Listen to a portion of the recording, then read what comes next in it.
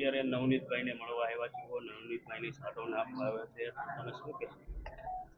ઘટનાની માહિતી મળતા આજે નવનીતભાઈના ખબર અંતર પૂછવા આજે હું આવી છું.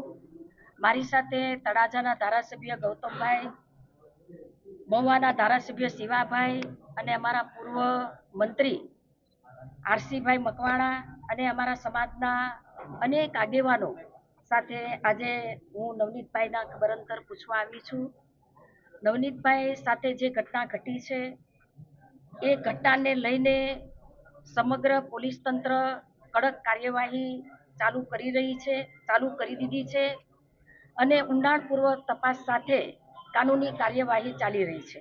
આ ઘટનાની માહિતી મળતા હીરાભાઈ સોલંકી, અમારા સમાજના ધારાસભ્યો, અમારા સમાજના સાંસદ અને અમારા સમાજના આગેવાનો અનેક લોકો આ ઘટનાની જાણ થતાં એમના ખબર અંતર પૂછ્યા છે, એમની સાથે છે. સમગ્ર સમાજ એમની સાથે છે અને જે પણ આરોપીઓ હશે એ આરોપી પોલીસ તંત્ર કડકમાં કડક કાર્યવાહી, કાનૂનથી કાર્યવાહી કરી રહી છે.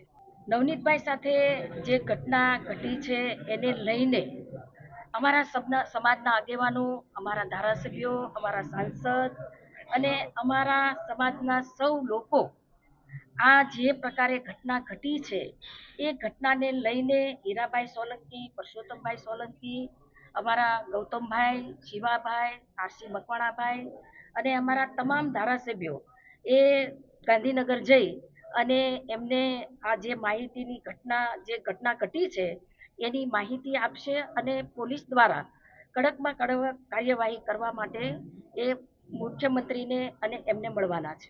Okay, thank you. લાઈક કરો, ફોલો કરો, સબસ્ક્રાઇબ કરો અને શેર કરો.